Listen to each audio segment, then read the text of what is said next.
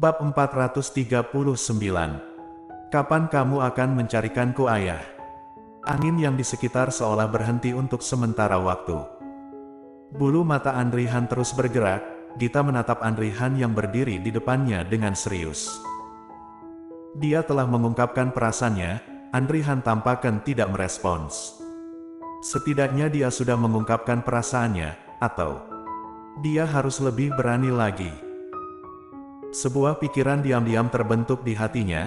Gita merasakan detak jantungnya mulai melompat dengan cepat, dan darah di seluruh tubuhnya juga seperti mendidih. Gita menarik napas dalam-dalam. Detik berikutnya, dia berdiri berjinjit dan mencium Andrihan. Andrihan awalnya berencana untuk mengembalikan ponsel kepadanya. Siapa sangka kalau gadis kecil di depannya telah mengakui perasaan kepadanya, menyebabkan dia tercengang. Jika dia menolak, tapi bibirnya sudah menempel, tetapi ketika dia berpikir bahwa gadis kecil ini adalah teman baik adik perempuannya. Jika dia menolak secara langsung, apakah itu akan menyakitinya? Tepat ketika memikirkan hal ini, matanya berubah, segera. Sebuah sentuhan lembut keluar dari bibirnya. Seperti permen kapas, ada gosokan yang keras di bibirnya, dan kemudian dengan cepat menjauh. Wajah cantik Gita sudah memerah saat ini. Dia bahkan tidak berani melihat reaksi Andrihan setelah ciuman itu. Dia berbalik dan melarikan diri tanpa jejak. Dan Andrihan masih berdiri di tempat, memegang ponsel Gita, dalam keadaan bingung. Seiring waktu berlalu, sesosok tiba-tiba muncul di depan Andrihan. Andrihan yang kembali, dia langsung mencari Glenn, tetapi dia tidak menyangka bertemu Andrihan di pintu. Ketika dia melihat Andrihan sedikit merasa bersalah. Dia tidak kembali sepanjang malam tadi malam, dan dia tidak tahu bagaimana Gita menjelaskan kepadanya. Dia lupa bertanya pada Gita di siang hari tadi. Ketika Andrihan bertanya padanya, dia harus berkata apa? Jika dia salah, akankah Andrihan? Saat ini, Andrihan sudah berjalan di depan Andrihan. Namun, penampilan Andrihan tampak sedikit aneh, seolah-olah dia tidak memperhatikannya. "Kak!" Andrihan berteriak, dan Andrihan kembali sadar, matanya berkedip, dan akhirnya dia melihat Andrihan. "Audrey, apakah kamu sudah kembali?" "Ya." Andrihan mengangguk, tidak banyak bicara, dan membuang muka dengan perasaan bersalah, dan kemudian dia melihat ponsel Gita yang ada di tangan Andrihan, dan dia mendengus. "Bukankah ini ponsel Gita? Kenapa ada denganmu?"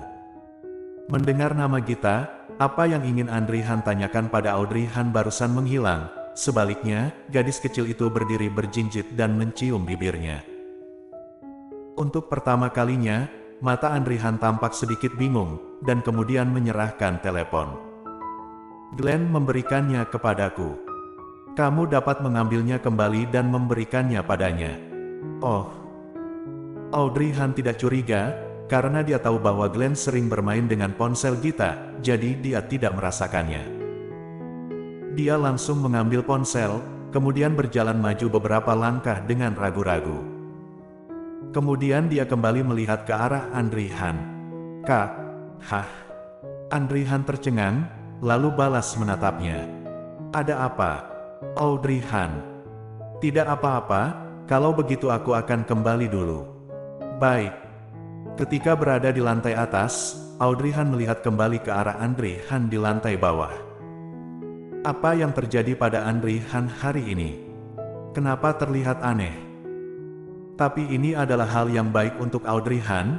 Lagi pula, Andrihan tidak bertanya, jadi dia bisa jauh lebih tenang. Andrihan pergi ke kamar Gita karena dia berpikir bahwa Gita akan bersama Glenn saat ini. Tetapi dia tidak menyangka begitu dia membuka pintu dan masuk, Gita menunduk seperti sebuah bola. "Siapa?" "Andrihan." "Aku." "Audrey." Mata Gita berubah begitu ketika melihat Andrihan. Andrihan melihat wajahnya memerah, seperti apel merah matang. "Mengapa wajahmu sangat merah? Apakah kamu sakit?" Setelah itu, ketika Andrihan hendak berjalan ke arahnya untuk melihat lebih dekat, Gita melompat seolah diinjak ekornya, dan kemudian langsung masuk ke kamar mandi. Audrey Han tetap berdiri di sana. Kenapa hari ini aneh? Dan mengapa Glenn tidak ada di sini? Gita, kamu baik-baik saja? Audrey Han akhirnya berjalan ke depan kamar mandi untuk bertanya. Setelah beberapa saat di dalam, terdengar suara Gita, "Aku baik-baik saja, aku hanya sedikit panas, aku akan mandi." "Apakah kamu kesini untuk mencari Glenn?" "Dia tidak bersamaku, dia mungkin sudah kembali ke kamar, segera temui dia." Mendengar bahwa Glenn telah kembali ke kamar, Audrey Han tidak terus menunda di sini, dan segera pergi mencari Glenn. Ketika Audrey Han membuka pintu, dia kebetulan melihat Glenn duduk di meja, memegang buku teks kecil sambil membacanya. Penampilan berperilaku baik ini membuat mata Audrey Han menjadi tersentuh. "Glenn, Mommy." Glenn menoleh dan melihat Audrey Han. Dia dengan cepat melemparkan buku teks di tangannya dan berlari ke arahnya. Kecepatannya sangat cepat sehingga Audrey Han tercengang. Dia hanya bisa berjongkok dengan cepat sebelum Glenn berlari. Segera, Glenn bergegas dan terjun ke pelukannya dan memeluk lehernya dengan penuh semangat. Audrey Han tidak berjongkok dengan baik, dan terjatuh ke lantai karena Glenn. Untungnya, ada karpet lembut di lantai, kemudian ibu dan anak itu jatuh ke lantai seperti bola. "Mommy, kemana kamu pergi kemarin?" Bibi Gita tidak memberitahuku. "Mommy sangat sibuk dan ada banyak hal yang harus diselesaikan di tempat kerja kemarin. Aku tidak memberitahumu karena aku ingin kamu tidur nyenyak. Glennku sangat baik, kamu tidak berkeliaran kan? Tapi..." Glenn menjulurkan jari telunjuknya ke bawah dan mengangkat kepalanya untuk melihat Audrey Han dengan cara yang menyedihkan. Ini terlihat sangat lucu sehingga hati orang bisa melunak. Audrey Han tidak bisa menahannya sama sekali. Dia hanya bisa menjangkau dan menyentuh kepala kecilnya, mencubit hidung kecilnya, dan akhirnya mencubit pipi kecilnya. "Jangan ada tapi, kamu adalah kesayangan Mommy. Saat Mommy bekerja di luar, dan kamu di rumah, kamu harus bersikap baik di rumah. Ketika Mommy sudah menghasilkan cukup uang, maka Mommy akan memiliki cukup waktu untuk menghabiskan waktu bersamamu, oke?"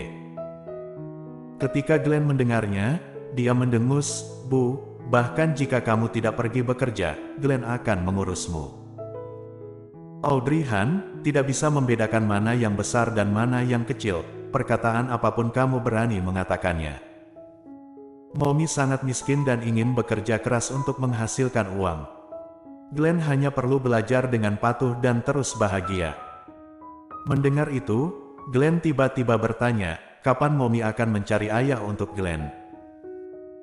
Awalnya Audrey Han tersenyum, tetapi ketika dia mendengar kalimat yang tiba-tiba ini, seluruh tubuhnya tertegun dan tidak dapat bereaksi. Setelah beberapa saat, dia menatap Glenn dengan sungguh-sungguh dan berkata, "Glenn, apakah kamu menginginkan ayah?" Dia tidak melihat secercah cahaya di mata Glenn, tetapi merenung sendiri. Glenn ingin dia mencarikannya ayah. Di mana dia bisa menemukannya? Apakah yang biasa dikatakan orang-orang itu benar? Jika orang tua tidak lengkap, maka cinta tidak akan utuh. Bersambung.